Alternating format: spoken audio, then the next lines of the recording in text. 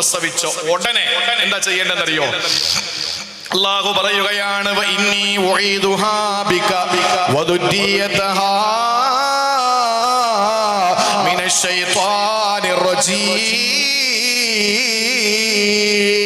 ഇതാര് ദുആ ചെയ്തതാണെന്നറിയോ? ഹന്നാ ബീവി റളിയല്ലാഹു അൻഹ ദുആ എന്നതാണ്. വഇന്നി ഉഈദുഹാ ബിക വദുരിയതഹാ. പടച്ചവനെ, നിന്നോട് ഞാൻ കാവൽ തേടുകയാണ്.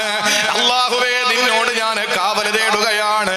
വദുരിയതഹാ മിനശ് ശൈത്വാനിർ റജീം. എന്റെ പൊന്നുമോളെ മറിയം ബീവിയെയും അവളുടെ സന്താനങ്ങളെയും പിശാചിൽ നിന്ന് നിന്നോട് ഞാൻ കാവൽ തേടുകയാണ്. അല്ലാഹ്, ജനിച്ച ഉടനെ ചെയ്യണം പ്രിയപ്പെട്ട പെങ്ങളെ. ഇന്ന് ഇതൊന്നും ചെയ്യാറില്ല, ഇതൊന്നും ചെയ്യാറില്ല.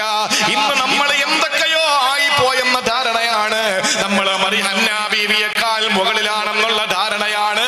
ഇന്ന് നമ്മൾ ഫാത്തിമ ബീവിയേക്കാൾ മുകളിലാണെന്നുള്ള ധാരണയാണ്. നമ്മൾ അലീനേക്കാൾ വളരെ വലിയ വിദ്യാഭ്യാസം നേടി വരുന്ന ചിന്തയാണ്. പാടില്ല പ്രിയപ്പെട്ടവരെ. ഒരു കുഞ്ഞ് ജനിച്ചാ ചെയ്യേണ്ടത് അല്ലാഹുവിന്റെ ഖുർആൻ പറയുന്നു, വഖാഇന്നി ഉഈദുഹാ ബിക വദുരിയതഹാ മിനശ് ശൈത്വാനിർ റജീം. അല്ലാഹുവേ, എന്റെ പ്രിയപ്പെട്ട മോള് മറിയം ബീവിയെയോ അവളുടെ പ്രിയപ്പെട്ട സന്താനങ്ങളെയോ നിന്നോട് ഞാൻ കാവൽ തേടുന്നു. മിനശ് ശൈത്വാനിർ റജീം. ശപിക്കപ്പെട്ട പിശാചിന്റെ ഉപദ്രവത്തിൽ നിന്ന് കാവൽ തേടുകയാണ്. പെങ്ങളെ, ഞാനൊരു ഹദീസ് നിങ്ങളോട് പറയാ. അല്ലാഹുവിന്റെ ഹബീബ് സല്ലല്ലാഹു അലൈഹി വസല്ലം പറഞ്ഞതാണ്, മാമിൻ മൗലൂദിനി യൂലദു. പ്രസവിക്കപ്പെടുന്ന ഓരോ കുഞ്ഞുങ്ങൾ ഇല്ലാ മസ്സഹു ശൈത്താനു ഹീന യൂലദു. പ്രസവിക്കുന്ന സമയത്ത് പിശാച് സ്പർശിക്കുമത്രേ. ഇതെന്നും പറഞ്ഞാൽ ന്യൂ ജനറേഷന് തിരിയൂല. അത് തിരിയാത്തത് ഹദീസിന്റെ പ്രശ്നമായത് കൊണ്ടല്ല. എത്ര പറഞ്ഞിട്ടും എന്തേ നിരീശ്വരവാദികൾ നന്നാകാത്തത്? ഒറ്റ കാര്യം, സുമ്മുൻ ബുഖുമുൻ ഉംയുൻ അംധദ ബധിരദ മൂഗദ. അല്ലാഹു പറഞ്ഞതാണ്, പൊട്ടന്മാരാണ്. ചെകിട് പൊട്ടനാണ് ഇവൻ, കണ്ണ് പൊട്ടനാണ് ഇവൻ, ഇവന് നാവ് പൊട്ടനാണ്, ഊമയാണ്, അന്ധനാണ്, ബധിരനാണ്, സുമ്മാണ്, ബുഖുമാണ്, ഉംയാണ്. അതുകൊണ്ട് ജബ്ബാർ മാസിന് തിരിയൂല. അതുകൊണ്ട് നിരീശ്വരവാദികൾക്ക് തിരിയൂല. ഇനി ആര് പ്രസംഗിച്ചാലും തിരിയൂല. പക്ഷെ തിരിയുന്നൊരു സമൂഹമുണ്ട്. അവരുടെ കാതുകൾ തുറക്കപ്പെട്ടു, അവരുടെ കണ്ണുകൾ തുറക്കപ്പെട്ടു, അവർക്ക് മിണ്ടാനുള്ള ശേഷിയുണ്ട്. ആ സമൂഹത്തോടാ ഞാൻ പറയുന്നത്, മാമിൻ മൗലൂദിനി യൂലദു ഇല്ലാ മസ്സഹു ശൈത്താനു ഹീന യൂലദു. പ്രസവിക്കപ്പെടുന്ന സമയത്ത് ഓരോ കുഞ്ഞിന് വന്നിട്ട് മസ്സഹു ശൈത്താൻ, ശൈത്താൻ മസ്സ ചെയ്യും, സ്പർശിക്കും. അങ്ങനെ വരുമ്പോഴോ ഫയസ്തഹില്ലു സ്വാരിഖാ മിൻ മസ്സിഹി ഇയാ. ആ കുഞ്ഞ് നിലവിളിക്കും, അട്ടഹസിക്കും. കാരണം പിശാച് തൊട്ടതിന്റെ പേരിൽ. പ്രസവിക്കപ്പെടുന്ന ഉടനെ കുഞ്ഞ് കരയുന്നില്ലേ, നിലവിളിക്കുന്നില്ലേ? എന്താ കാരണം? ആ കുഞ്ഞിനെ പിശാച് പിടിച്ചതാണ്. ഇത് ലോകത്തെ ഏറ്റവും നല്ല കുടുംബനാഥൻ, ലോകത്തെ ഏറ്റവും നല്ല മാതൃകാ കുടുംബനാഥൻ, ലോകത്തെ ഏറ്റവും നല്ല ഭർത്താവ്, ഏറ്റവും നല്ല ഭർത്താവ്, ലോകത്തിന്റെ നായക, ഫാത്തിമയുടെ ഉപ്പ, റുഖയ്യയുടെ ഉപ്പ, ഉമ്മു കുൽസുമിന്റെ ഉപ്പ, പ്രിയപ്പെട്ട സൈനബിന്റെ ഉപ്പ, അബ്ദുള്ളയുടെ, ഖാസിമിന്റെ, ഇബ്രാഹിമിന്റെ ഉപ്പ, ഹസൻ ഹുസൈനിന്റെ പ്രിയപ്പെട്ട ഉപ്പുപ്പ, മഹാനായ അലി തങ്ങളുടെ ഭാര്യയുടെ പിതാവ്, ഫാത്തിമയുടെ പ്രിയപ്പെട്ട ഉപ്പ, ആയിഷയുടെ പ്രിയതമൻ റസൂലേ ഹബീബ് നബി മുഹമ്മദ് മുസ്തഫ. അവിടെന്ന് പഠിപ്പിക്കുകയാണ്, ഏത് കുഞ്ഞ് പ്രസവിച്ചാലും അത് ഏത് കുടുംബത്തിലാണെങ്കിലും ആ പ്രസവിക്കപ്പെടുന്ന സമയത്ത് പിശാച് വന്ന ആ കുഞ്ഞിനെ സ്പർശിക്കും. അങ്ങനെ ആ കുട്ടി നിലവിളിക്കും. ലോകത്ത് രണ്ട് കുട്ടികൾക്ക് ആ അവസ്ഥയിൽ നിന്ന് മാറ്റമുള്ളൂ. ലോകത്ത് രണ്ട് കുട്ടികളെ മാത്രം ശൈത്താൻ തൊട്ടിട്ടില്ല. ഏത് കുട്ടികളാണ്? അല്ലാഹുവിന്റെ റസൂല് പറയുന്നു, ഇല്ലാ മറിയം. ഒന്ന് മറിയം ബീവിയാണ്, അവരുടെ പൊന്നുമോന് റൂഹുല്ലാഹി ഈസാ അലൈഹിസ്സലാം. നിങ്ങൾ എന്റെ കൂടെ വരിക സഹോദരങ്ങളെ, നിങ്ങൾ ഇങ്ങോട്ട് ശ്രദ്ധിച്ചേ.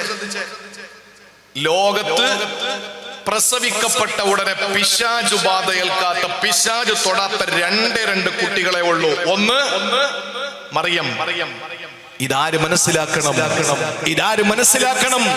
അമേരിക്ക പ്രതിനിധാനം ചെയ്യുന്ന ജോ ബൈഡൻ പ്രതിനിധാനം ചെയ്യുന്ന ലോകത്തെ ഏറ്റവും വലിയ ശതകോടീശ്വരനായ ഡൊണാൾഡ് ട്രംപ് എന്ന് പറയുന്ന അമേരിക്കയുടെ വരാനിരിക്കുന്ന ഭാവി പ്രസിഡന്റ് മനസ്സിലാക്കണം.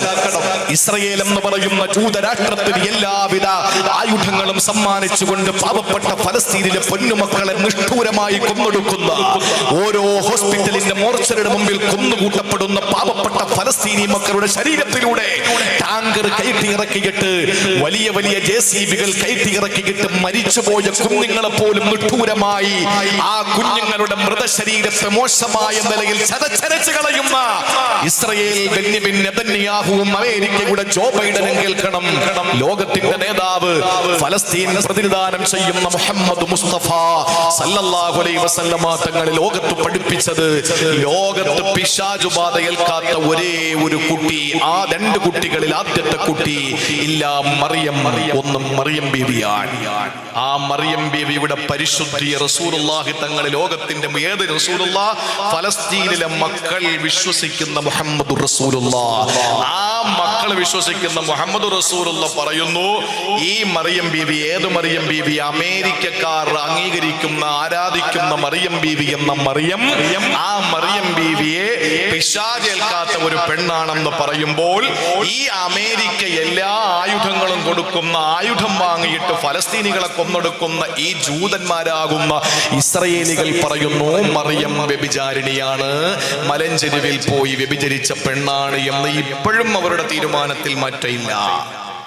അപ്പോൾ ഫലസ്തീനികൾ പറയുന്നു മറിയം ബീവി റളിയല്ലാഹു അൻഹ, മറിയം ബീവി മുസ്ലിമാണ്, മറിയം ബീവി ചാരിത്രശുദ്ധിയുള്ളവളാണ്, മറിയം ബീവി സ്വർഗത്തിലെ നേതാവാണ്, മറിയം ബീവി പിശാചേൽക്കാത്ത പെണ്ണാണ് എന്ന് ഫലസ്തീനികൾ വിശ്വസിക്കുന്നു. ഇസ്രയേൽ വിശ്വസിക്കുന്നത് എന്താണ്? ഈ മറിയം ബീവി വ്യഭിചാരിണിയാണ് എന്ന്.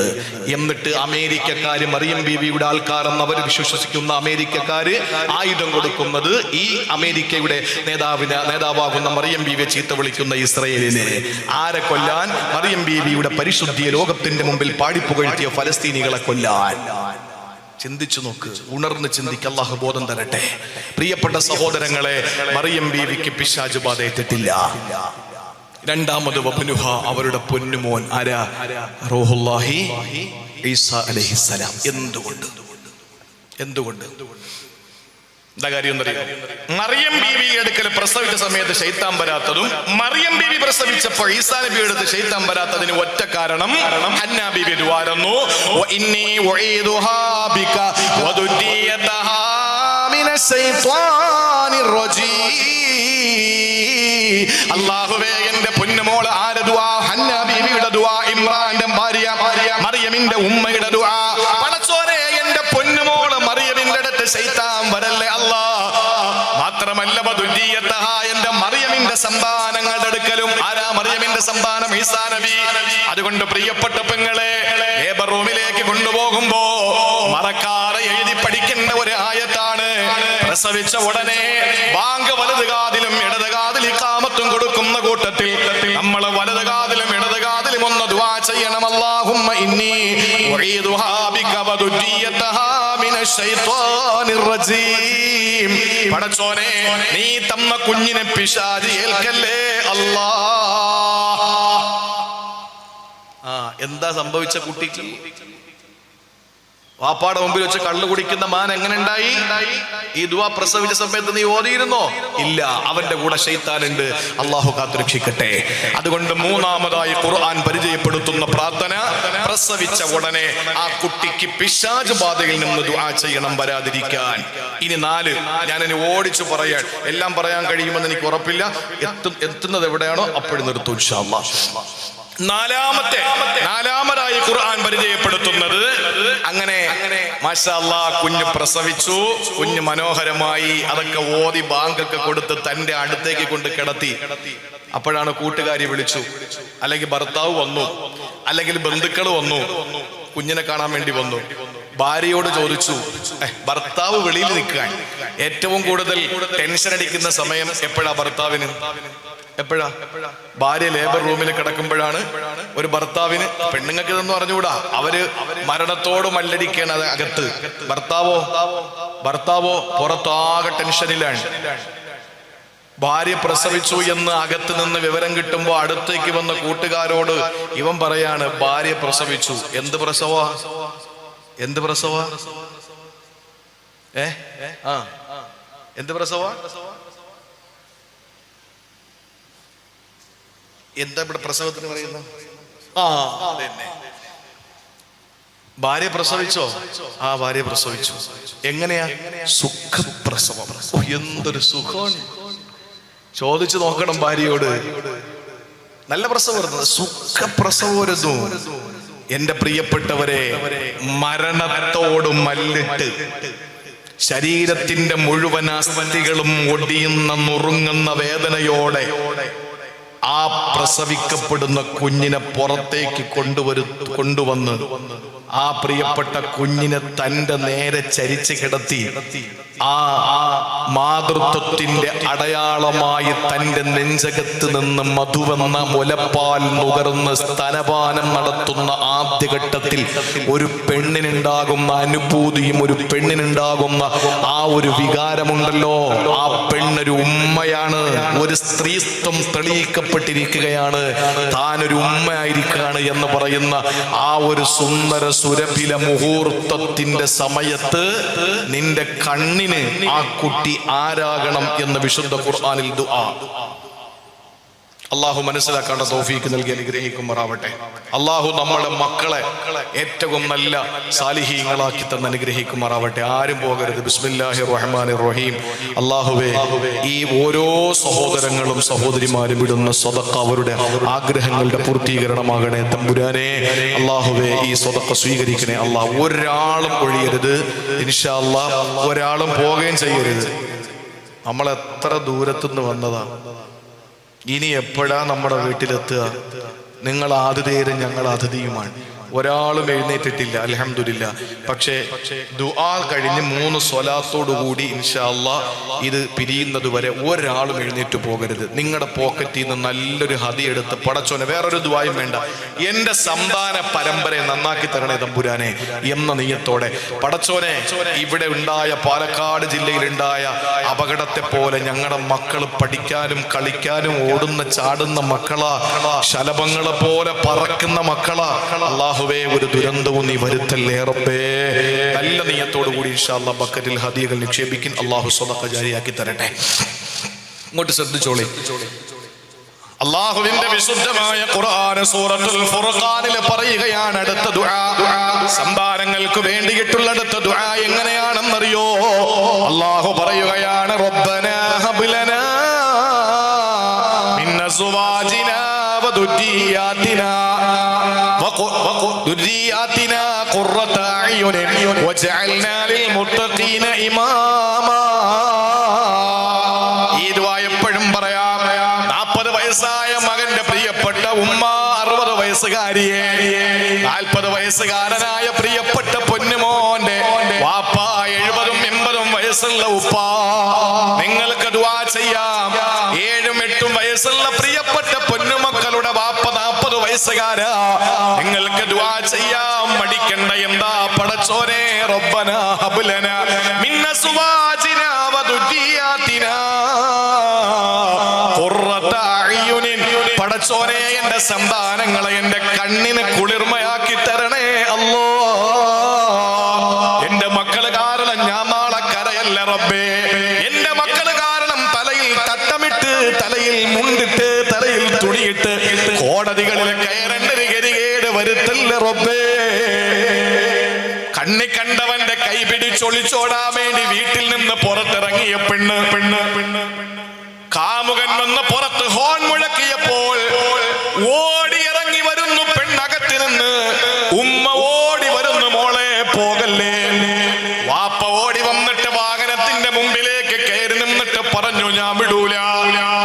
കാമുകനോട് കാമുകി സ്വന്തം വാപ്പ വാഹനത്തിന്റെ തൊട്ട് മുമ്പിൽ വിലങ്ങ് തടിയായി മാർഗ തടസ്സം സൃഷ്ടിച്ചപ്പോ കണ്ണി കണ്ടവനോട് ഇന്നലെ വളർത്തിയ 18 കൊല്ലം തേനും പാലും കൊടുത്തു വളർത്തിയ പെണ്ണ് തന്റെ വാപ്പ മുന്നിൽ നിൽക്കുന്നത് കണ്ടപ്പോൾ ഒരാഴ്ച മുമ്പ് പരിചയപ്പെട്ട ഫേസ്ബുക്കിൽ പരിചയപ്പെട്ട കാമുകനോട് പറയുന്നു, കയറ്റി ഇറക്കടാ, ഇത്രയേ ഉള്ളൂ. ഇത്രേ ഉള്ളൂ.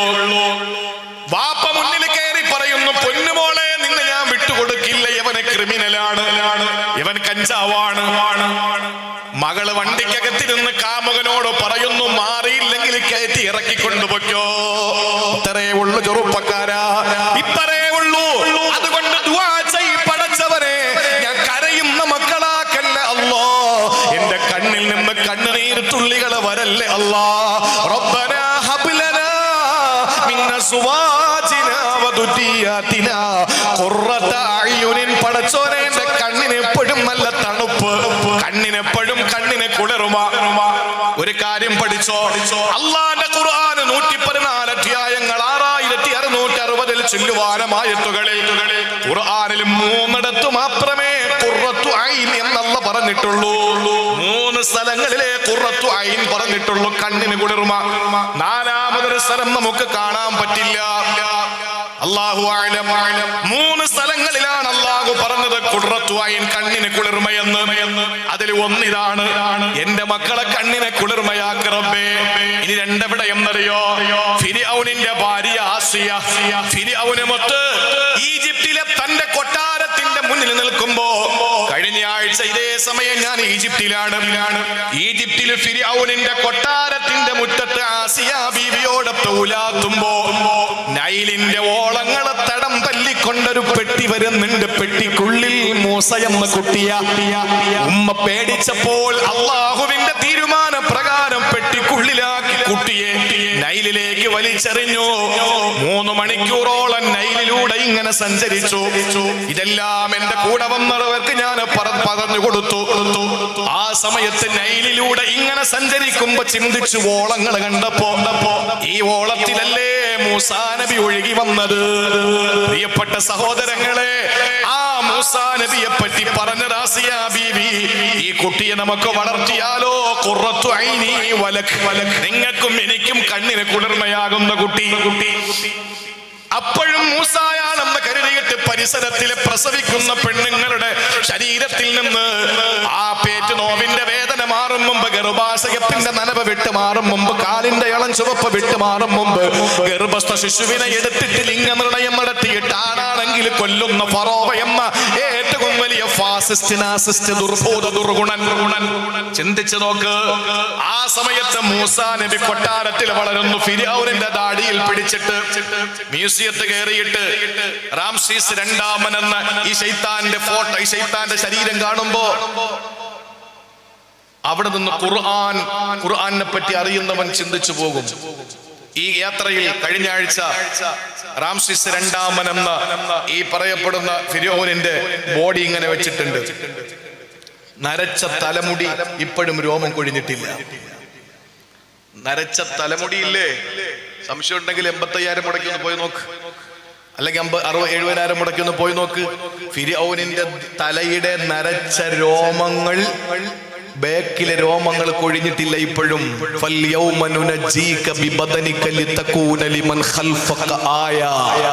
അല്ല പറയുന്നെടോ, നിന്നെ ഞാൻ ദൃഷ്ടാന്തമായി വെക്കും, കാരണം നിന്റെ അനുയായികൾ ഇനിയും വരാനുണ്ട്. അത് ഈജിപ്തിൽ മാത്രമല്ല, ലോകത്ത് വിവിധ രാഷ്ട്രങ്ങളിൽ, ആഫ്രിക്കയിലും ഏഷ്യയിലും ഇന്ത്യയിലും ഒക്കെ വരാനുണ്ട്. ഇവനൊക്കെ പഠിക്കട്ടെ നിന്നെ, നീ ദൃഷ്ടാന്തമാണെന്ന് പറഞ്ഞ അല്ലാഹു തആല ചെങ്കടലിൽ നിന്ന് അവന്റെ ബോഡി എടുത്ത് ഈ കൈറോയിലെ മ്യൂസിയത്തിൽ കൊണ്ടുവച്ചിട്ടുണ്ട് ഇപ്പോഴും. പ്രിയപ്പെട്ട സഹോദരങ്ങളെ, ആ ഫിർഔനോട് ഭാര്യ ആസിയ ബീവി പറഞ്ഞതാണ് കണ്ണിന് കുളിർമയാകുന്ന കുട്ടി. അവിടെയും കണ്ണിന് കുളിർമയെന്ന് ഖുർആൻ പറഞ്ഞത് കുട്ടിയെ പറ്റിയാണ്. 3ാമത് കണ്ണിന് കുളിർമയെന്ന് പറഞ്ഞത് സൂറത്തു സജ്ദയിലാണ്. ഫലാ തഅലമു നഫ്സും മാ ഉഖ്ഫിയ ലഹും മിൻ ഖുർറത്തി അഅ്യുൻ. അത് സ്വർഗ്ഗത്തെ പറ്റിയാണ്. അല്ലാഹു കണ്ണിന് കുളിർമയെന്ന് ഖുർആനിൽ പറഞ്ഞ 3 സ്ഥലങ്ങളിൽ, 1 സ്വർഗ്ഗത്തെ പറ്റി, 2 കുട്ടികളെ പറ്റി. ഒന്ന് മൂസാ എന്ന കുട്ടി, മറ്റൊന്ന് ലോകത്തുള്ള മുഴുവൻ കുട്ടികളെ പറ്റിയും. ആ കുട്ടികൾ കണ്ണിന് കുളിർമയാകണമെങ്കിൽ വാപ്പായുമായി എന്തു വാരക്കണം, ഉസ്താദ് വാരക്കണമെന്നല്ല, ഖാലിദ് വാരക്കണമെന്നല്ല. റബ്ബനാ ഹബ് ലനാ മിൻ അസ്വാജിനാ വദുരിയാതിനാ ഖുർറത അയ്യുനിൻ. പടച്ചോനെ, ഞങ്ങളുടെ മക്കളെ നീ ഞങ്ങൾക്ക് കണ്ണിന് കുളിർമയാക്കി താ അല്ലാഹ്. എഴുതി പഠിച്ചോ. ലൈവ് കാണുന്നവരല്ലേ, ലൈവ് കൊണ്ടുള്ള ഗുണമെന്ന് പറഞ്ഞാൽ പിന്നീട് വേണമെങ്കിൽ ഇതൊന്നുകൂടെ ഇട്ട് കേട്ടിട്ട് ഈ ദുആകളൊക്കെ ഒന്ന് എഴുതി വെച്ചിട്ട് പഠിച്ചോളി. അള്ളാഹു തൗഫീക്ക് തരട്ടെ. വേണമെങ്കിൽ ഇനി ഇത് കഴിഞ്ഞാൽ അഞ്ചാമതായിട്ട് ദുആ ചെയ്യാൻ ഖുർആൻ പഠിപ്പിച്ചത്. അഞ്ചാമതായി ഖുർആൻ പഠിപ്പിച്ച ദുആ ഏതെന്നറിയോ? ഇനി അരമണിക്കൂർ എനിക്ക് സമയമുള്ളൂ. അഞ്ചാമതായിട്ട് ഖുർആൻ പറഞ്ഞ ദുആ ഏതാണ്? സന്താനങ്ങൾക്ക് വേണ്ടി അനുസരണയുള്ള മോനാകണം, മോളാകണം, അനുസരണയുള്ളവനാകണം. അതാണ് ഏറ്റവും വലിയ പ്രശ്നം. കണ്ണിന് കുളിർമയൊക്കെ ആയി, പക്ഷെ 5 വയസ്സ് കഴിഞ്ഞപ്പോ കണ്ണിന് കുളിർമയല്ല, അനുസരണക്കേടുള്ള മോനാണ്. ഇങ്ങോട്ട് പോടാന്ന് പറഞ്ഞാൽ നീ പോടാന്ന് പറയും വാപ്പായെ നോക്കിയിട്ട്, അല്ലേ? വാപ്പായെ നോക്കിയിട്ട് നീ തിരിച്ച് പോടാന്ന് പറയുന്ന എത്രയോ വാപ്പമാര് മക്കൾ ഉറങ്ങിയിട്ടാ വീട്ടിൽ പോവുക. ഉണരുന്ന മുമ്പ് വാപ്പ സ്ഥലം കാലിയാക്കുകയും ചെയ്യും. കാരണം മക്കളെ മുമ്പിൽ നിൽക്കാൻ പോലും ഫേസ് ടു ഫേസ് മക്കളുടെ മുഖത്ത് നോക്കാൻ പേടിയുള്ള വാപ്പമാരുണ്ട്. അള്ളാഹു നമ്മളെ കാത്തുരക്ഷിക്കട്ടെ. ഏതെങ്കിലും യാത്രകൾ പോകുമ്പോ തന്നെ പറയും, എന്താണ് മക്കളില്ലാതെ ചിന്തിച്ചു നോക്കിയേ. ഇപ്പോ ഞാൻ പ്രസംഗത്തിന് വന്നു, എന്റെ 7 വയസ്സുള്ള മകൻ, ആ മകൻ എന്നോട് പറയുന്നത് ഞാനും കൂടി വരുന്നു എന്നാണ്. ചിന്തിച്ചു നോക്ക്, നമ്മുടെയൊക്കെ അവസ്ഥ അതാണ്. എവിടെയെങ്കിലും ഗൾഫിൽ പോകുന്ന ആളുകളുണ്ടല്ലോ, വാപ്പച്ചി ഞാനും കൂടെ വരട്ടെ. നമ്മൾ മക്കളുടെ വിഷയത്തിലാണ് ഏറ്റവും കൂടുതൽ. അല്ലാതെ ഭാര്യയെ മാറി നിൽക്കേണ്ടി വരുന്നു എന്ന് പേടി, അല്ലെങ്കിൽ ആ ഒരു വിഷമമൊന്നും അല്ല ഭർത്താവിനുള്ളത്. മക്കളെ കാണാതെ എങ്ങനെ ഇരിക്കുമെന്ന പേടി, വിഷമം. മക്കളും കൂടെ ഉണ്ടെങ്കിൽ ഹാപ്പിയാണ്. പക്ഷെ ഈ കുട്ടിക്ക് 20 വയസ്സായി, ഈ വാപ്പാക്ക് 40 വയസ്സായി. ഈ വാപ്പ പറയാണ്, ഒരു യാത്രക്ക് വിളിക്കുമ്പോ അവനുണ്ടെങ്കിൽ ഞാനില്ല. കമ്മിറ്റിക്ക് വിളിക്കാൻ മോൻ കമ്മിറ്റിയിലുണ്ടെങ്കിൽ ഞാനില്ല. ശരിയാവൂല, ഞാനും അവനും തമ്മിൽ ശരിയാവൂല. ഏതെങ്കിലും ഒരു ഫംഗ്ഷന് വിളിക്കാൻ ഒരു വീട്ടിൽ നിന്ന് ഒരാൾ പോരെ, ആ മോനെ വിളിച്ചിട്ടുണ്ട്, എന്നാ പിന്നെ മോൻ വരട്ടെ, ഞാൻ ഉണ്ടായില്ല. കാരണം എന്താ? ഇന്നലെ വരെ ഏത് യാത്രയിലും മോൻ ഉണ്ടെങ്കിലേ ഞാൻ ഉണ്ടാവൂ എന്ന് പറഞ്ഞ, അല്ലെങ്കിൽ മകനില്ലാതെ ഞാൻ എങ്ങും പോകൂല എന്ന് പറഞ്ഞ ആ അവസ്ഥയിൽ നിന്ന് ഇപ്പം മാറിയിട്ട് എന്താ പറയുന്നത്? മോനുണ്ടെങ്കിൽ ഞാനില്ല. എന്താ കാര്യം? മോന് സ്വർണ്ണക്കേടുകാരനായി. വീട്ടിലോ പ്രശ്നമാണ്, വീട്ടിൽ വെച്ച് വാപ്പ പറഞ്ഞാൽ അനുസരിക്കൂല. ഇനി കമ്മിറ്റിയിൽ എണീച്ച് എന്തെങ്കിലും പറഞ്ഞാൽ ഇരിയടാ വാപ്പ എന്ന് പറഞ്ഞാൽ തീർന്നില്ലേ? അതുകൊണ്ട് നാട്ടുകാരെ കൂടെ കാണിക്കണ്ട എന്ന് കരുതിയിട്ട് വാപ്പ കമ്മിറ്റി പോകൂല. ആ അവസ്ഥയാണ് വരാൻ പോകുന്നത്, വന്നുകൊണ്ടിരിക്കുന്നത്, നടന്നുകൊണ്ടിരിക്കുന്നത്. അള്ളാഹു നമ്മളെ കാത്തുരക്ഷിക്കട്ടെ. അത് വരാതിരിക്കാൻ വേണ്ടി എപ്പോഴും ദുആ ചെയ്തോളി. എന്താണ്? സൂറത്തുൽ ബഖറ 128 ആയത്തിൽ അല്ലാഹു പറഞ്ഞു, റബ്ബനാ വജഅൽനാ മുസ്ലിമൈനി ലക വമിൻ ദുരിയതിനാ ഉമ്മതൻ മുസ്ലിമതൻ ലക.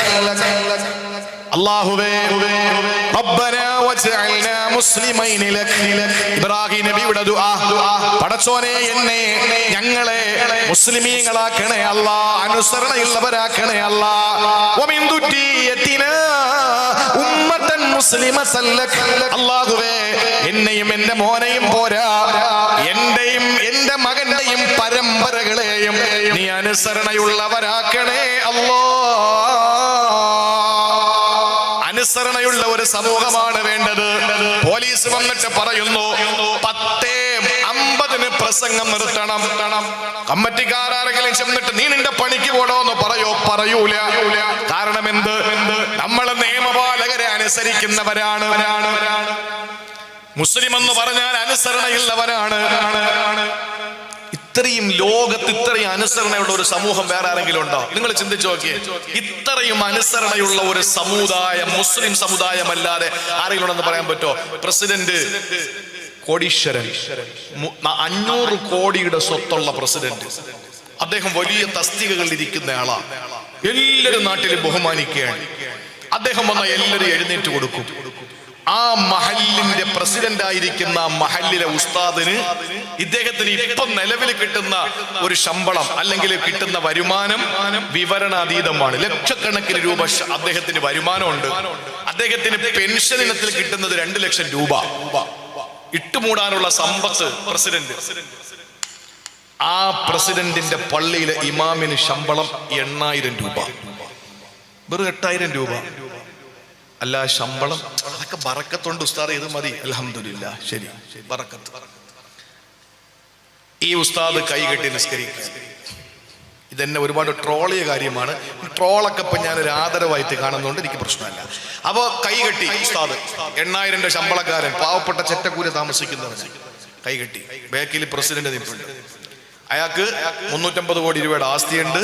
ഇപ്പൊ നിലവിൽ 2 ലക്ഷം രൂപ ഈ എന്താണ് പെൻഷൻ ഉണ്ട്, അല്ലാതെ വരുമാനം ഒത്തിരി ഉണ്ട്. ഇമാമ് കൈ കെട്ടിയിട്ട് റുക്കുവിലേക്ക് പോയി. 8000 രൂപ ശമ്പളം കിട്ടി ഇമാമ് ചിന്തിക്കുകയാണ്. അങ്ങനെ ചിന്തിക്കുന്നില്ല, ചിന്തിക്കുകയാണെന്നിരിക്കട്ടെ, അറ്റ്ലീസ്റ്റ് അങ്ങനെ ഒരു സങ്കല്പിക്കും, ചിന്തിക്കുകയാണ് ഇയാൾ വലിയ കോടീശ്വരനൊക്കെ തന്നെ, അവിടെ കിടക്കട്ടെ ഒരു 10 സെക്കൻഡ് കൂടി എന്ന് പറഞ്ഞാൽ ഈ പ്രസിഡന്റ് ഇമാമ് തല ഉയർത്തിയാലല്ലേ തല ഉയർത്തോളൂ? ഒരു 2 മിനിറ്റ് അങ്ങനെ കിടക്കട്ടെ എന്ന് ഇമാമ് ചിന്തിച്ച് സുജൂദിൽ അങ്ങനെ അങ്ങ് കിടന്നാലോ പ്രസിഡന്റ് കൂടെ കിടക്കണം. 8000 രൂപ ശമ്പളക്കാരൻ തല ഉയർത്തിയാലേ 350 കോടി രൂപയുടെ ആസ്തിയുള്ള പ്രസിഡന്റ് തല ഉയർത്താൻ പറ്റും. സലാം വീട്ടുമ്പോ കൂടെ സലാം വീട്ടും, ദുആരക്കാൻ ഇമാമ കൈവെക്കുമ്പോ കൂടെ കൈവെക്കും, ലാസ്റ്റ് ആമീൻ പറഞ്ഞ സലാത്തില്ലുമ്പോ കൂടെ സലാം പറയും, ഇമാമ എഴുന്നേൽക്കുമ്പോ കൂടെ എഴുന്നേക്കും. എന്താ കാര്യം? ഇത്രയും അനുസരണയുള്ള ഒരു സമുദായം, അത് മുസ്ലിം സമുദായമല്ലാതെ ലോകത്ത് വേറെ ആരെയും കിട്ടൂല, ആരെയും കിട്ടൂല. ഇനി ഏതൊക്കെ ആളുകൾ എന്തൊക്കെ രീതിയിൽ ശ്രമിച്ചാലും മുസ്ലിം സമുദായത്തിന്റെ അനുസരണ. കേരളത്തിലെ ഏറ്റവും നല്ല ഒരു പ്രഭാഷകനുണ്ട്, ഞാൻ അദ്ദേഹത്തെ പറ്റി ഇങ്ങനെ വലിയ മദ്ഹൊന്നും പറയുന്നില്ല, ഒരു ADGP ആണ് അദ്ദേഹം Alexander Jacob IPS jail ADGP ആയിരുന്നു അദ്ദേഹം ഒരിക്കൽ കൊല്ലം ജില്ലയിൽ ഒരു പ്രഭാഷണത്തിന്റെ മുഖ്യ പ്രഭാഷകനായി. അതേ പരിപാടിയിൽ നബിദിന സന്ദേശം പ്രസംഗിക്കുന്നത് ഞാനാണ്. അപ്പൊ ഞാൻ അദ്ദേഹത്തിന്റെ പ്രസംഗം വളരെ ഇഷ്ടപ്പെടുന്ന ആളായതുകൊണ്ട് ഞാൻ അവിടെ ഇരുന്നു. അദ്ദേഹം പ്രസംഗിച്ചപ്പോൾ പറഞ്ഞത്, പത്തനംതിട്ട ജില്ലയിൽ അദ്ദേഹത്തിന്റെ നാടിനെ പറ്റി പറയാണ്, എന്റെ നാട്ടില് മുസ്ലിങ്ങൾ ഉണ്ടായിരുന്നില്ല, മുസ്ലിങ്ങൾ ഇല്ലാത്തത് വലിയൊരു കുറവാണെന്ന് കണ്ടപ്പോ ഞങ്ങളുടെ നാട്ടിലുള്ള ആളുകൾ പരിസരത്തുള്ള പല ആളുകളുമായി ബന്ധപ്പെട്ട് മുസ്ലിം കുടുംബങ്ങളെ ഞങ്ങൾ ക്ഷണിച്ചു. അവരവിടെ വസ്തു വാങ്ങി വീട് വെച്ച് ഇന്ന് ഞങ്ങളുടെ നാടിന്റെ പരിസരത്തൊക്കെ മുസ്ലിമീങ്ങളാണ്. അതൊരു അഴകാണ്, സൗന്ദര്യമാണ്, സൗരഭ്യമാണ്, സായുജ്യമാണ്, സന്തോഷമാണ്, ആഹ്ലാദമാണ്. മുസ്ലിമീങ്ങളുടെ ബാങ്ക്, മുസ്ലിമീങ്ങളുടെ കുടുംബം. പിന്നെ പള്ളികളിൽ ഒരു സമയ ഏകീകരണം വേണമെന്നുള്ളത് പറയാതിരിക്കാൻ നിവൃത്തിയില്ല. പൊതുപരിപാടികളൊക്കെ വരുമ്പോൾ പ്രസംഗിച്ചുകൊണ്ടിരിക്കുമ്പോൾ ബാങ്ക് കേൾക്കും, പ്രഭാഷകൻ പോയി ഇരിക്കും, ബാങ്ക് തീരുമ്പോൾ എഴുന്നേറ്റ് വന്ന് അടുത്ത പറയാൻ തുടങ്ങുമ്പോൾ ഇപ്പുറത്തെ പള്ളിയിൽ അത് മറ്റേ പള്ളിയാണ്, അവിടെ നിന്ന് എടുത്ത ബാങ്ക്. വീണ്ടും ഇയാൾ പോയി അവിടെ ഇരിക്കും. അത് കഴിഞ്ഞ് ഇങ്ങോട്ട് വന്ന് വീണ്ടും എഴുന്നേറ്റ് പ്രസംഗിക്കാൻ വേണ്ടി നിൽക്കുമ്പോൾ അപ്പുറത്തെ പള്ളിയിൽ അത് ഇച്ചിരി കൂടെ കടുപ്പമുള്ള പള്ളിയാണ്, അവിടെ നിന്ന് വേറൊരു ബാങ്ക്. ഈ കമ്മിറ്റിക്കാരുടെ ജോലി എന്താ? എല്ലാവരോടും വിളിച്ചു കൂട്ടിയിട്ട് പള്ളിയുടെ ക്ലോക്കിന്റെ ടൈം, എല്ലാ പള്ളികളുടെ ക്ലോക്കിന്റെ ടൈം ഏകീകരിക്കണം. അപ്പൊ ഒരു നാട്ടില് ഒരു സമയത്ത് ബാങ്ക്. ആരും പറയൂല നമ്മളെപ്പറ്റി മോശം, ഇത് പറയിപ്പിച്ചുകൊണ്ടിരിക്കുക നമ്മള്. എന്റെ പ്രിയമുള്ള സഹോദരങ്ങളെ, ചിന്തിച്ചു നോക്ക്, മുസ്ലിമീങ്ങളുള്ളത് ഏറ്റവും നല്ല മനോഹരമാണ് എന്ന് അലക്സാണ്ടർ ജേക്കബ് IPS എന്ന ജയിൽ ADGP ആയ തടവ് പുള്ളികളെ കൊണ്ട് ചപ്പാത്തിയും ചിക്കക്കറിയും ഉണ്ടാക്കിയിട്ട് എന്റെ മുഹമ്മദിന്റെ ചരിത്രത്തിൽ നിന്നാണ് ഞാൻ പഠിച്ചത് എന്ന് പറഞ്ഞ്, എന്തുകൊണ്ടാണ് ഡെഡ് ബോഡിയുടെ മുമ്പിൽ വെച്ച് ഓരോ പോലീസ് ഉദ്യോഗസ്ഥനും തന്റെ തൊപ്പി അഴിച്ചിട്ട് സല്യൂട്ട് ചെയ്യുന്നത്, ആദരവോടെ എഴുന്നേറ്റ് നിൽക്കുന്നതെന്ന് ചോദിച്ചപ്പോൾ ജൂതന്റെ ശവശരീരം കൊണ്ടുപോകുന്നത് കണ്ടിട്ട് എഴുന്നേറ്റ് നിന്ന മുഹമ്മദിന്റെ ആ മനഃശാസ്ത്രത്തിൽ നിന്നാണ് അങ്ങനെ ഒരു സംവിധാനം ഉടലെടുത്തത് എന്ന് കേരളീയ സമൂഹത്തിൽ ധൈര്യമായിട്ട് വിളിച്ചു പറഞ്ഞ അലക്സാണ്ടർ ജേക്കബ് IPS എന്ന ആ ഉദ്യോഗസ്ഥന്റെ നാട്ടിൽ മുസ്ലിമീങ്ങളുടെ അഭാവമുണ്ടായപ്പോൾ പരിസര നാടുകളിൽ നിന്ന് മുസ്ലിമീങ്ങളെ വാടകയ്ക്കെടുത്തിട്ട് നാട്ടിൽ വസ്തു വാങ്ങിപ്പിച്ച് വീട് വെച്ചിട്ട് ഒരു മുസ്ലിം സൊസൈറ്റിയാക്കി നാടിനെ മാറ്റി എന്ന അഭിമാനത്തോടെ പറഞ്ഞിട്ടുണ്ട് എങ്കിൽ അള്ളാഹുവിന്റെ ഖുർആൻ പറയുന്നു, ലോകത്താകാശത്തിന്റെ ചുവട്ടിൽ ഭൂമിയുടെ മുകളിൽ ഏറ്റവും നല്ല അനുസരണയുള്ള ഒരേ ഒരു സമുദായമുണ്ടെങ്കിൽ അത് മുസ്ലിം സമുദായം മാത്രമാണ്. അല്ലാത്തവർക്ക് കുരുപൊട്ടും, അത് പറഞ്ഞിട്ട് കാര്യമില്ല. ഞാൻ പറയുന്നു പ്രിയപ്പെട്ട സഹോദരങ്ങളെ, അള്ളാഹുവിനോട് ദുആ ചെയ്യേണ്ട 5ാമത്തെ പ്രാർത്ഥന, റബ്ബനാ വജ്അൽനാ മുസ്ലിമൈനി ലക് വമിൻ ദുരിയത്തിനാ, എന്നെയും എന്റെ മക്കളെയും എന്റെ പരമ്പരകളെയും നീ അനുസരണയുള്ളവരാക്കണം തമ്പുരാനെ, മുസ്ലിമീങ്ങളാക്കണേ തമ്പുരാനെ. അതാണ് 5ാമതായി ഖുർആൻ സന്താനങ്ങൾക്ക് വേണ്ടി ദുആ ചെയ്യാൻ പഠിപ്പിച്ചത്. അത് നമ്മൾ കൃത്യമായി ചെയ്യണം പ്രിയപ്പെട്ട സഹോദരങ്ങളെ. വിശുദ്ധ ഖുർആനിലൊരു കഥ പറയും, ഖുർആനിൽ ഒരു ആയത്തുണ്ട് സൂറത്തുൽ ബഖറയിൽ. ഇബ്രാഹിം നബി തന്റെ മക്കളോട്, ശ്രദ്ധിക്കണേ, വളരെ ഗൗരവത്തോടെ കേൾക്കണം. എന്താ അല്ലാഹ് പറഞ്ഞത്? വവസ്വാ ഇബ്രാഹീമു ബനീഹി വയഖൂബു യാ ബനിയ ഇന്നല്ലാഹ അസ്തഫാ ലക്കുമുദ്ദീൻ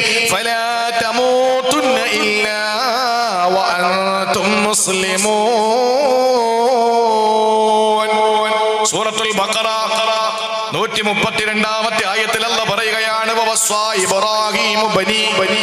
ഇബ്രാഹിം നബി തന്റെ മക്കളോട് വസിയത്ത് ചെയ്തു. ആര്? ഇബ്രാഹിം നബി. ആരോട്? തന്റെ മക്കളോട്. ഏത് മക്കൾ? ഇസ്മായിൽ. അറേബ്യൻ പ്രവാചകന്മാരുടെ പരമ്പര അവിടെ നിന്നാണ്. മറ്റൊരു മകൻ ഇസ്ഹാഖ്, മകൻ യാക്കൂബ് വഴിയാണ് ഇസ്രായേലി പ്രവാചകന്മാര് മൂസ, ഈസ അലൈഹിമുസ്സലാത്തു വസ്സലാമിന്റെ പരമ്പര. അപ്പൊ ഇബ്രാഹിം നബി തന്റെ മക്കളോട് ഇസ്മായിൽ, ഇസ്ഹാഖ് അടക്കമുള്ള എല്ലാ പ്രവാചകന്മാരുടെയും പരമ്പര ചെന്ന് കേന്ദ്രീകരിക്കുന്ന ഇബ്രാഹിം നബി തന്റെ പ്രവാചകനായ ഇബ്രാഹിം നബി പ്രവാചകന്മാരായ മക്കളോട് വസിയത്ത് ചെയ്തു. എന്താ വസിയത്ത്? യാക്കൂബ് നബിയും വസിയത്ത് ചെയ്തു. എന്തായ? ബനിയ, എന്റെ സന്താനങ്ങളെ, എന്റെ പൊന്നുമക്കളെ. യാക്കൂബ് നബിയുടെ മക്കളാരാ? നബിയുല്ലാഹി യൂസുഫ്, മഹാനായ ബിന്യാമീൻ, തന്റെ പ്രിയപ്പെട്ട സന്താനങ്ങൾ. അവരോട് വസിയത്ത് ചെയ്തു. എന്താണ്? ഇന്നല്ലാഹ അസ്തഫാ ലക്കുമുദ്ദീൻ, നിങ്ങൾക്ക് അല്ലാഹു ദീൻ തിരഞ്ഞെടുത്ത് തന്നിരിക്കുകയാണ് ഇസ്ലാം. അതുകൊണ്ട് ഫലാ തമൂതുന്ന ഇല്ലാ വഅൻതും മുസ്ലിമൂൻ, മുസ്ലിമായിട്ടല്ലാതെ മരിക്കരുത്, മുസ്ലിമായിട്ടല്ലാതെ മരിക്കരുത്. ഇബ്രാഹിം നബി മക്കളോട്, പ്രവാചകന്മാരായ മക്കളോട്, യാക്കൂബ് എന്ന പ്രവാചകന്മാരായ മക്കളോടും അല്ലാത്ത മക്കളോടും വസിയത്ത് ചെയ്യുന്നു, നിങ്ങൾ മുസ്ലിമായിട്ടല്ലാതെ മരിക്കരുത്.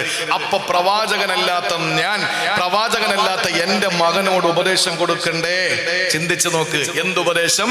മുസ്ലിമായിട്ടല്ലാതെ മരിക്കരുത്. ഒരു നബിമാരായ മക്കളോട് പറയാണ്, മക്കളെ നിങ്ങൾ മുസ്ലിമായിട്ടല്ലാതെ മരിക്കരുത്. അതിന്റെ ഗൗരവം അതാണ്. നമ്മളെ മക്കളോട് ഇതുവരെയും പറഞ്ഞിട്ടുണ്ടോ? നമ്മുടെ മക്കളോട് ഇതുവരെ പറഞ്ഞിട്ടുണ്ടോ? മക്കൾക്ക് അനുസരണയുണ്ടോ? മക്കൾക്ക് ബോധമുണ്ടോ? ആ ബോധം വരാൻ ഉമ്മ എന്ത് ചെയ്തു? ഉമ്മ ഈ എന്താണ് പിന്നെ ചീനിത്തോട്ടത്തില്, കപ്പത്തോട്ടത്തില് പെരിച്ചാഴി കയറി പന്നിക്കൂട്ടം കയറിയത് കണക്ക് ഇങ്ങനെ കിണ്ടി നടക്കുക. മൊബൈലില് മക്കൾ തോന്നിയതുപോലെ അങ്ങനെ നടക്കുക. വാപ്പ പിന്നെ കഞ്ചാവും വെള്ളമായിട്ട് അങ്ങനെ നടക്കുക. എന്നിട്ട് നാട് നന്നാവുന്നില്ല എന്ന് പറഞ്ഞാൽ നീ നിന്റെ മകനെയും നിന്നെയും അനുസരണയുള്ളവരാകണം എന്നിട്ട് വേണ്ടി ദ്വാരക്കണം അള്ളാഹുവിനോട്. ഇതാണ് 5-ാമത്തെ പ്രാർത്ഥന. ഇനി ഞാൻ 2 പ്രാർത്ഥന കൂടി, ഒരു 3 പ്രാർത്ഥന കൂടിയുണ്ട്, ചുരുക്കി ഞാൻ പറയാം, ഇനി നീട്ടിക്കൊണ്ടു പോകുന്നില്ല. 6-ാമത്തെ പ്രാർത്ഥന, പ്രിയപ്പെട്ട സഹോദരങ്ങളെ, നമ്മുടെ പ്രിയപ്പെട്ട മക്കൾക്ക് വേണ്ടി നമ്മൾ ദ്വാരക്കേണ്ട ഏറ്റവും പ്രധാനപ്പെട്ട പ്രാർത്ഥന ഏതെന്നറിയോ? നമ്മുടെ മക്കൾ നിസ്കാരക്കാരാകാൻ വേണ്ടിയാണ്. ഖുർആൻ പറഞ്ഞ പ്രാർത്ഥനയാണ്, നമസ്കാരക്കാരാകാൻ വേണ്ടിയാണ്. സൂറത്ത് ഇബ്രാഹിം 40-ാമത്തെ ആയത്തിൽ പറയുകയാണ്, റബ്ബി ജഅൽനി മുഖീമസ്സലാ വമിൻ ദുർരിയതി റബ്ബനാ വതഖബ്ബൽ ദുആ. റബ്ബി ജഅൽനി മുഖീമസ്സലാ. ആര് പറയുന്നു? ഇബ്രാഹിം നബിയുടെ ദുആ. പടച്ചോനെ എന്നെ നിസ്കാരക്കാരനാക്കണേ.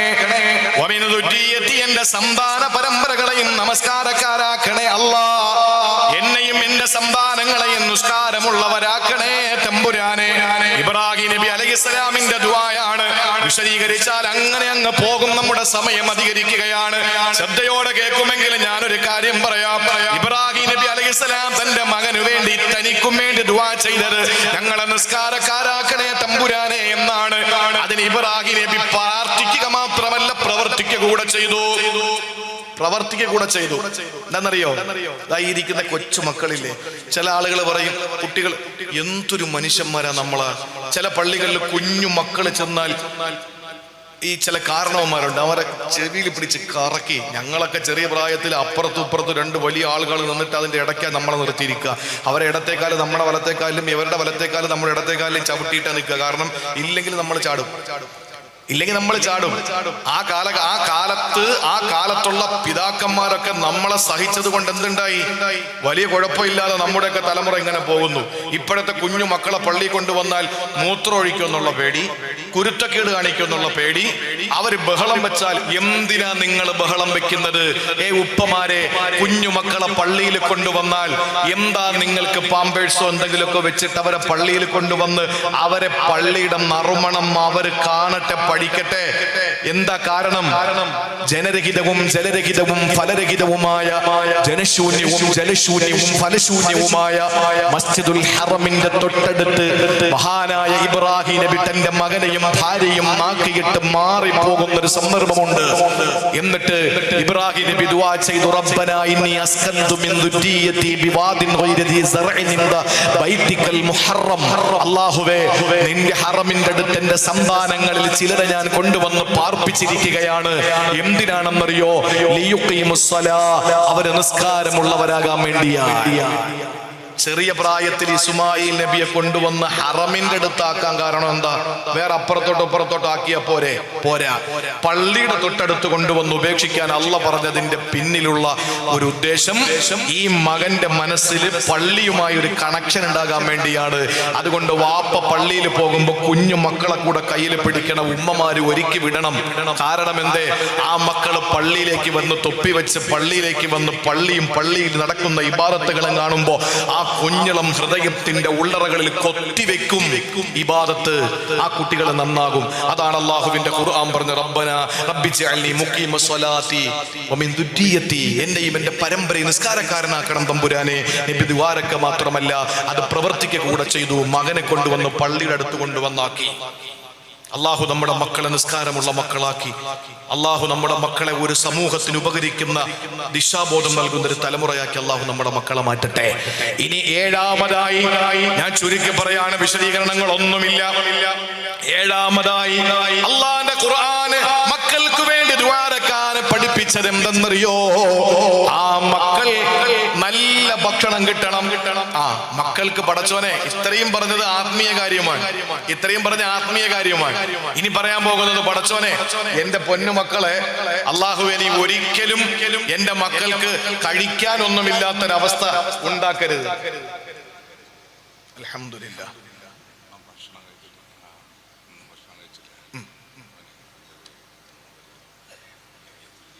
എന്നോട് പറഞ്ഞു, ഇത് നിങ്ങളല്ലേ?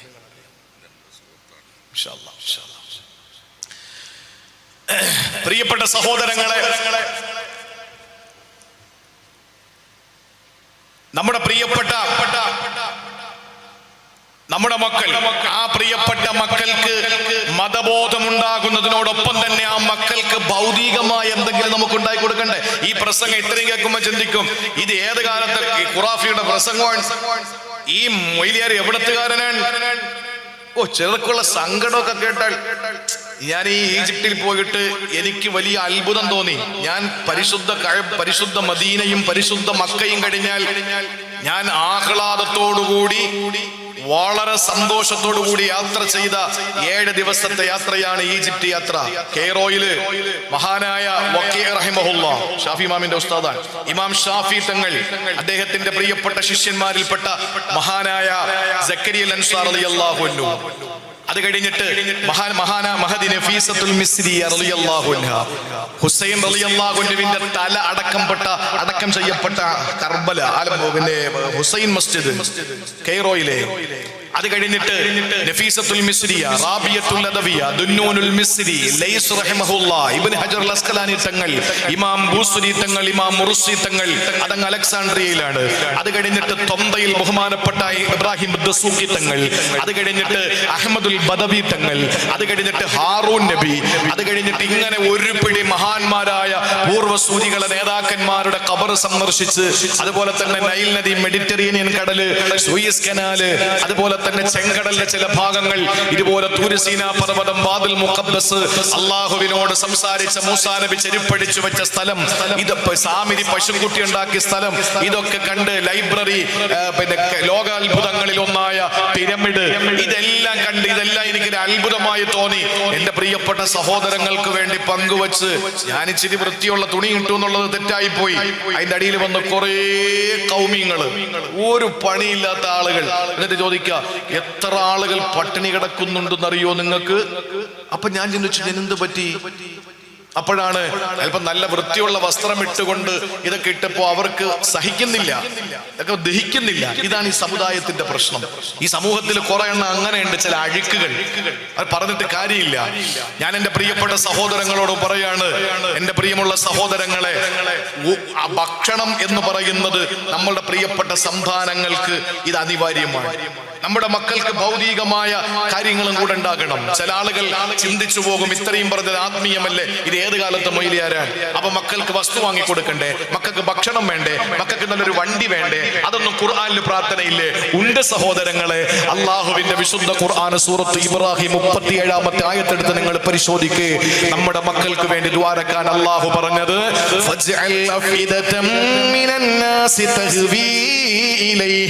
അള്ളാഹുവേ എന്റെ മക്കളെ ജനങ്ങൾ ഇഷ്ടപ്പെടണേ അല്ലാ, എന്റെ മക്കളിലേക്ക് ജനങ്ങൾ ഒഴുകിയെത്തണേ അല്ലാ, എന്റെ മക്കളെ ജനങ്ങൾ വാരി പുണരണേ അല്ലാ. ഫജഅൽ അഫിദതം മിനൻ നാസി തഹ്വി ഇലൈഹിം വർസുഖുഹും മിനസ് സമറാത്ത്. എന്റെ സന്താനങ്ങൾക്ക് നീ ഫലമുള്ള ഭക്ഷണം നീ കൊടുക്കണേ, ഭൗതിക സുഖങ്ങൾ കൊടുക്കണേ അല്ലാ. ഇബ്രാഹിം എന്ന വാപ്പ ഇസ്മാഈൽ നബിക്ക് വേണ്ടി മാത്രമല്ല, തന്റെ പരമ്പരകൾക്ക് വേണ്ടി ദുആ ചെയ്യുന്നു. അല്ലാഹുവേ ഫർസുഖുഹും വർസുഖുഹും മിനസ് സമറാത്ത്.